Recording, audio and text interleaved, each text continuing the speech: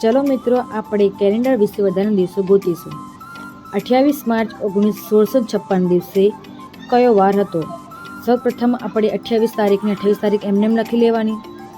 અહીંયા છે માર્ચ એટલે કે ત્રીજો મહિનો, તો આપણે એના વિશે કોડ લખવા અને યાદ કરવા પડશે. જેમાં છે 144, 025, 036, 146. અહીં આપણે માર્ચ છે તો ત્રીજો કોડ થશે 4, તો આપણે એમાં 4 લખીશું.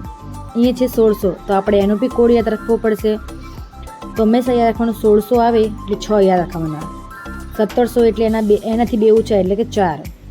1800 આવે એટલે એનાથી 2 ઊંચા એટલે કે 2. તો આપણે અહીંયા 1600 છે તો આપણે અહીંયા 6 લઈશું. અહીંયા 56 છે તો આપણે એના લીપ વર્ષ ગોતી લઈશું. તો 56ને આપણે લીપ વર્ષ ગોતવા માટે આપણે પહેલાં 56ને 4 વડે ભાગી લઈશું, જેનાથી આપણને લીપ વર્ષ મળશે.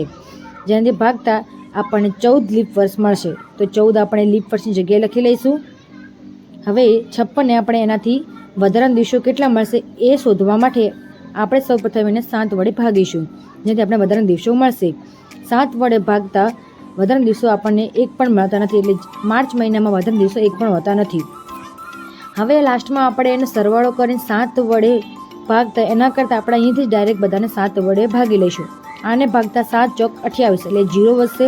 અહીં 4 ના 4, અહીંયા 6 ના 6. અહીં આપણે 7 દૂ 14 કરી લેવાના. 7 દૂ 14 કરતાં એ 14 પણ ઉડી જશે અહીં ડાયરેક્ટ.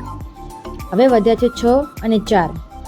તો આપણે સૌ પ્રથમ 4માંથી એક ઉછીનો લઈને 6ને આપી દઈશું એટલે ત્યાં થઈ જશે 7.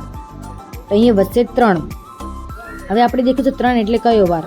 તો આપણે ધ્યાન રાખવાનું કે 3નો એટલે કયો વાર હશે. તો રવિવાર એટલે 1 યાદ રાખવાનું, સોમવાર એટલે 2 અને મંગળવાર એટલે 3. તો આપણે જવાબ મળી ગયો છે તમને કે 3 જવાબ આવ્યો છે. તો કયો વાર મળશે એ દિવસે? મંગળવાર હશે.